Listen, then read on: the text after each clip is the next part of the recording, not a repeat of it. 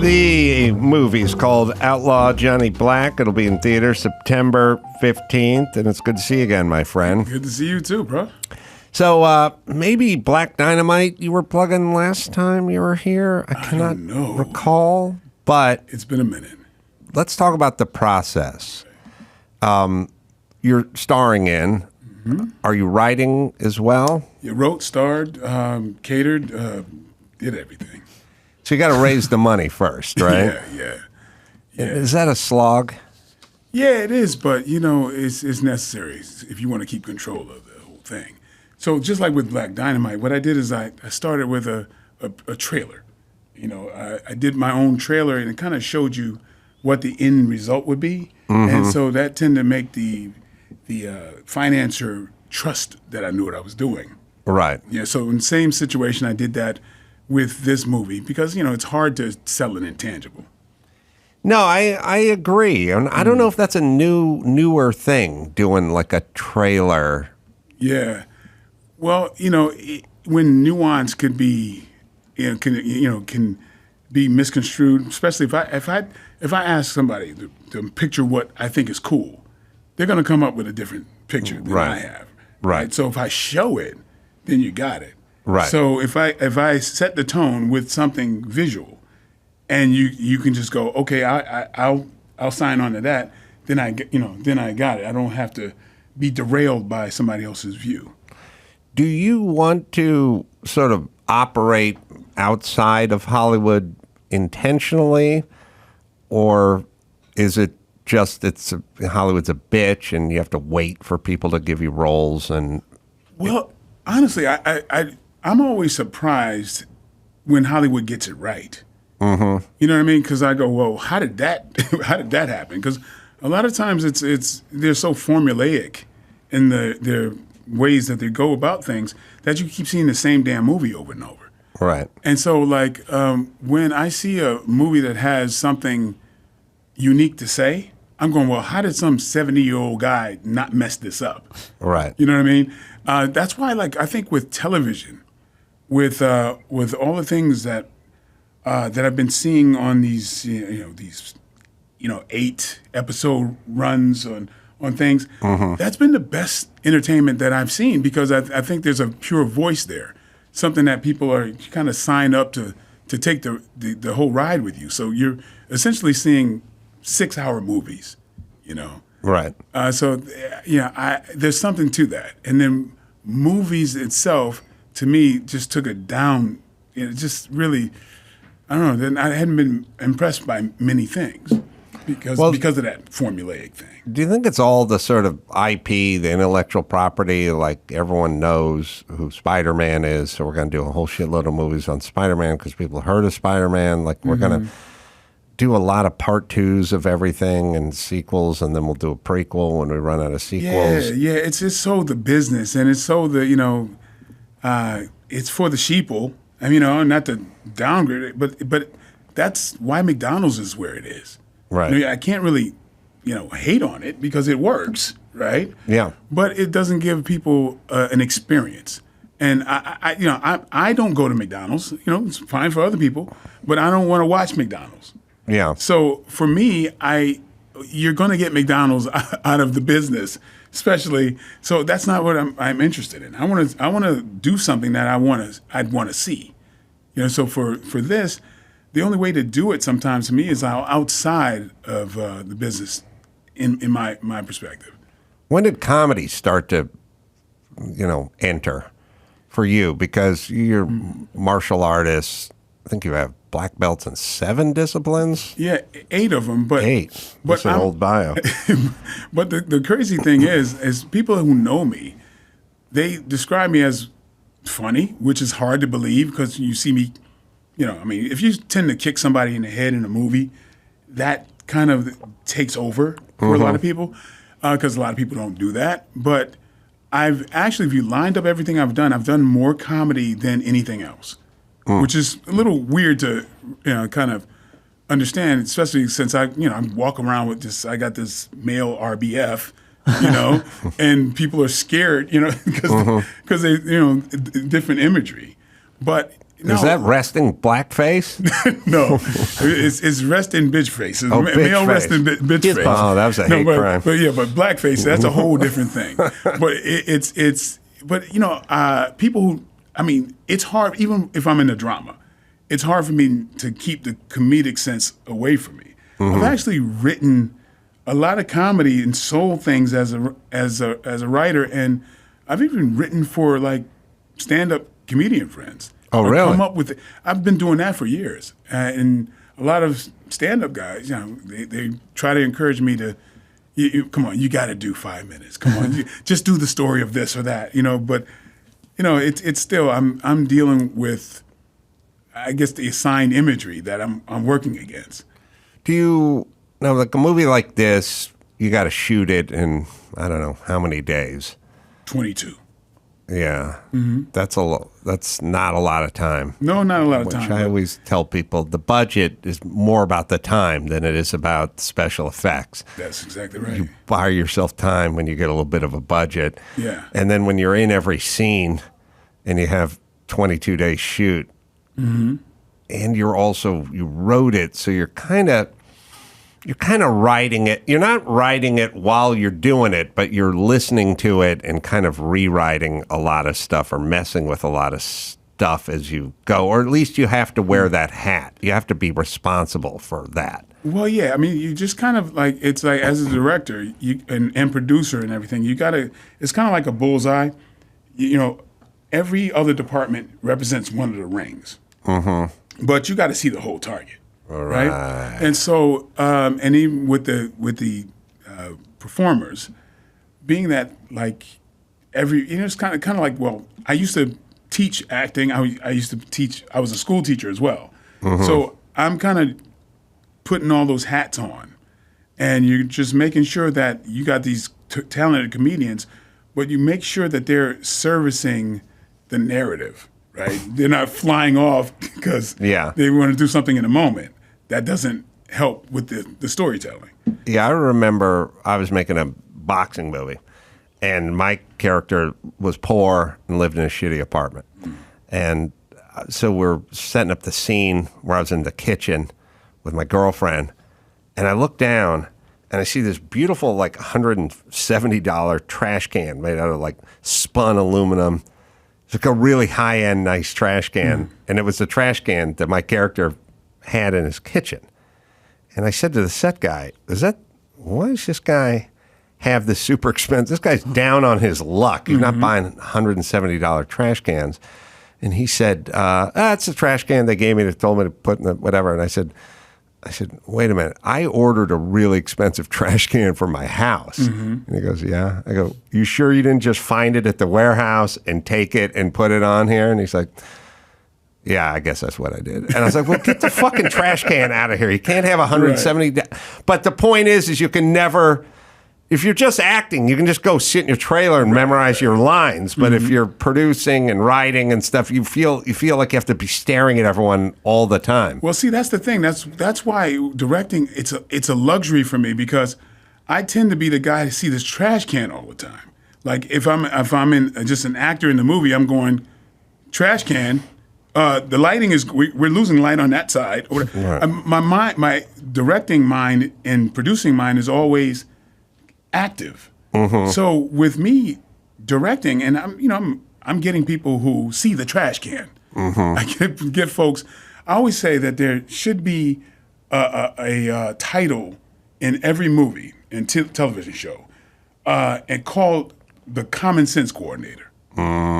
Because common sense just doesn't seem to be that common. And I just happen to be the guy watching movies and television going, what the hell? Yes. You know what I mean? So, do I know? For me, I see that it's just blaring to me. And so I get a chance to, when I'm doing something, since I'm detail-oriented, and since I'm a tough judge while I'm watching stuff, then I pretty much take care of those things because I'm the first one that's going to notice. Who you liking in the fight game? Are you watching a lot of boxing? You watch more UFC, mixed martial arts? Got All of Israel it, man. Alessandro fight coming up. Oh man, yes. I'm a fight nerd, like, to the highest order. Who do you like? What are some of your favorite boxing matches? Well, I mean, the man I was talked to for an hour yesterday, Floyd Mayweather. He's my favorite. He's the most talented boxer I've ever seen. Yeah, but that doesn't always make for the most exciting fights because of his talent, because of his defense. Because I'm a nerd, so I appreciate the defense on another level that some of the purists may not. Well, you can't teach that kind of defense. Right. You can't even really teach that kind of movement. Right. And that's what happens when an amazing athlete becomes a fighter versus a guy, like Ricky Hatton or something, just a guy who was a tough guy who like slug it out. Yeah, I'm never surprised by the tough guys who slug it out, but it's those that you see their strategy in the middle of a round that can change from one thing to the other. The reason Floyd, as clearly I'm a fan, but it's just the mental aspect of it. Did he buy you that watch? No. This is. I feel like he'd give you a watch. No. I'm not the type of guy that you could buy something for. Yeah, I don't take the gifts from other guys. Like he that. was almost too good. Yeah. It sometimes made the fights less exciting because it was like Muhammad Ali when he was really at the height of his game. Some of those fights could be boring because he was just so much more talented. You knew he wasn't gonna lose when he was at the height of his powers. Oh yeah. But there's guys. I always liked Roy Jones. I always thought that guy was just the most athletic dude out there. As far as dominance is concerned, I don't think you could have many arguments about Roy Jones' best is the most dominant things you've ever seen in the boxing ring. Andy would go out and play like an amateur basketball game before the fight, and then he'd show up for the fight. But the nerd that I am, I would break down what Roy was doing. And I remember meeting him. I ran into him in Florida, and I just lost who I was. He came out of an elevator. It was with an entourage. And I walked up to him, and I did this. You did the bow. No, I did this, which means hot hands. Hot hands. That's what it's called. I immediately challenged him to hot hands. He walked out, looked at me, and he just did this. And his entourage was like, what the hell is going on? And so we started doing the hand slap thing and trading. And they're like, what? Just, I don't know. Something possessed me to do that. But he totally got it. Because he has this way of not indicating when he throws his blows. And that's something that I studied and practiced a lot of. And I always think that guy is competition for me with this because he had this way of not telegraphing, even throwing left hooks. He wouldn't even telegraph. It is a unique thing that you don't see in very many fighters. And I think it's really one of the reasons why he was so dominant. And we talked about it. And I remember him telling me that he developed it because his father used to make him catch chickens. It's like a classic training move, right? It's a Rocky move. It's like but he's it's his father. Maybe his father got it from Rocky. I don't know, but I understood because I imagine if you indicate it before catching the chicken, it's gonna see. It's gonna take off. But I was like, I don't want to bore you, but we got deep into. Why did that work? Because you don't telegraph, which is amazing. And I don't know if he understood that. How was he at hot hands? Good, really good. Then the people that actually stopped us because it kept going, and people were weirded out. This is like a club type atmosphere. And the next thing, there's like people surrounding us going, "What the hell?" Yeah, yeah. But I just knew we were from the same tribe. I'm just glad I know what it's called because I've always said I know rock, paper, scissors, and mumbly peg, and we never could figure out what hot hands was called. I just call it slap game or something, but it's hot hands. It's officially hot hands? Yeah, this is a weird tangent, but when I was on the set of On Deadly Ground with Steven Seagal, there was a scene with Michael, with Mike. Shy White? No. Oh God, why am I blanking on his name? With Mike, and there is a scene where Mike Prince. What is his last name? We'll figure it out. It's crazy. We got a computer. I mean, but he's in Black Dynamite with me. He's the mafioso in Black Dynamite, and I blanked on his name. I'm so sorry if you're seeing this. But there was a scene with him in Seagal, and I was a choreographer on that thing. And Michael Caine? No, not Michael Caine. Michael Caine was in it, but we're getting closer. What year was this on Deadly Ground? 88? Yeah, I can't come up with a friend's name right now. So you're right. Mike Starr. Starr. Mike Jesus. Starr. Sorry, Mike. Anyway. You were doing like fight choreography there? Well, yeah, I was on that set. But not acting in the movie. Yeah, I was supposed to do a fight scene with Steven Seagal till I found out it was absolutely ridiculous because the movie was set in a country western bar in Alaska, and he wanted to do this martial arts fight with me. I'm like, what the hell would I be doing in a country western bar in Alaska fighting on the side of racist white people? I'm like, just put a yarmulke on me and just let's smash every stereotype in the book. And he responded with, yeah, I didn't think about that. Anyway. But so I was helping out with choreography, and I made the suggestion of he and Mike Starr playing hot hands. And I kind of threw it out like a joke, but he liked it, and it got put in the movie. So that's thanks to me, that crazy scene where Seagal is playing hot hands with him, and that was his punishment. Like, if you miss, you get slugged in the face. That was Seagal coming up with that part. Right. But, forgive the tangent, but that literally, that hot hands thing, actually, I realized that it had a payoff with a movie. I'm just glad I know the title of Hot Hands. And on Deadly Ground was like after the Battleship movie or before? Yeah. Well, wait a minute. 94. I don't know.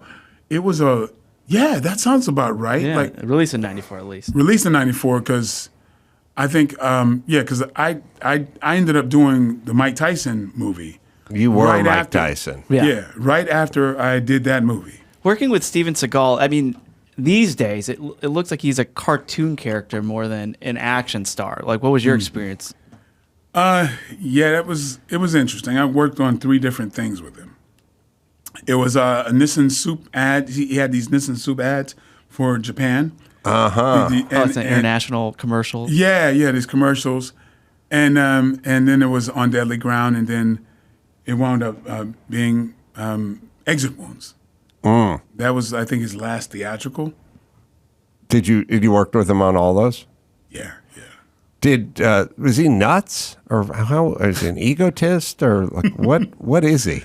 Well, I think we all know. I think we all know. I want to judge, but I've talked to enough people in my travels where I have this idea of who the person is, and then they always go, no, sweetheart, no, it's different. Not him, but okay. I don't. There's what I know, what I think I know, and then what other people know who've worked with people that I think I know about. But you're saying we're about right. Yeah, you're right. With all that we think about. Yeah. Speaking of people you work with, I loved you in The Dark Knight. Thank you. And you had that really intense scene with Heath Ledger where he had the knife in your mouth and saying, you want to know how I got these scars? Yes. And he explained that to you. What was it like working with him? And did you notice that he was guy, a different game when he was acting in front of you? Oh my God, he was so open, so transparent, and he was actually experimenting.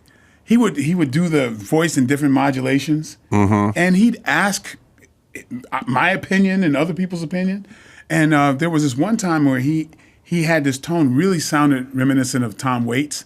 That was really kind of like creepy, especially up close. And I was like, wow, that one kind of, kind of gets to, like kind of wonder like, what the hell are you? And he's like, you really think so? And he would do that. But, he was really having fun. Yeah. You know, he didn't take himself too serious. He wasn't one of those method actors or anything. That's why it gets me sad when people think that, because they want to believe that kind of a thing. That, oh, he had dark spirits. Just no. The guy was having a great time. We were doing magic tricks on set. Like, I was into sleight of hand stuff, and he was doing the same things. It was because we were, getting better for our kids, you know? So he was like, so we would trade these type of things. And even times where I would like kind of stay to myself and want to give him his space, he'd be like, hey man, what's going on? Like, so it's like he was just really engaging with everyone. He was like a real cool guy. So not like Seagal. Yeah. I would say, yeah, it's a bit different between those two. He didn't take your hot hand suggestion though. No, we have the hot hand scene. So I'm told, on Deadly Ground, 1994. Yes. Play your game. You play. Oh, that guy. Yeah, Mike Play your game Starr. afterwards if I'm still standing. Because I might not be. Because you're a tough guy, you're a man. And you got big balls. All right. Don't hurt him, boy. Here we go, Mr. Big Balls. I'm ready. Okay. You gotta be quick. You gotta be quick. You know what? Why don't you just take your best shot, pal?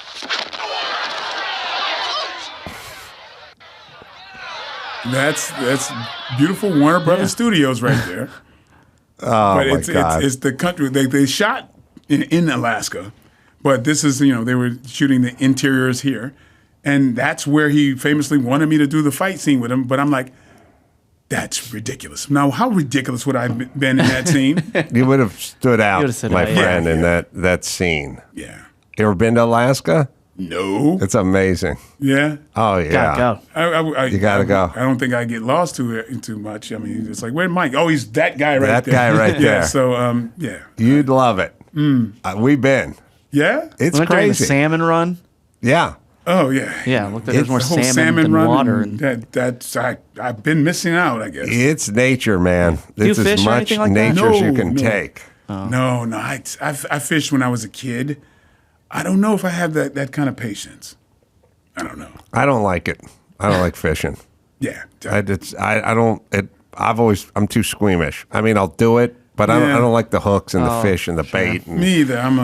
There's part of me that's just wimpy. what do you do? What's your diet? What's your exercise? Do you have any good tips? Any supplements? Any of that kind of stuff? In Outlaw Johnny Black, he's shirtless and he's ripped as hell. Oh yeah, I saw the trailer. Well, and for me, I mean, I have no excuse. I mean, I feel like there was a time where when I was younger, I was like, well, if I get a chance to do what I want to do, I'm and serve my audience, there's no excuse. I need to be in shape, but it's a way of life for me anyway. So, I mean, it's like the way I look at it is I get to work out all the time. It's a luxury. So, but when I get ready to do a movie or something, I like a fighter training for a fight. I trim down, and I don't get in the weight room. People think I lift weights a lot. No, I'm blessed to be of the Bo Jackson, Herschel Walker kind of thing, like to where I'm naturally pretty muscular, and I just trim down.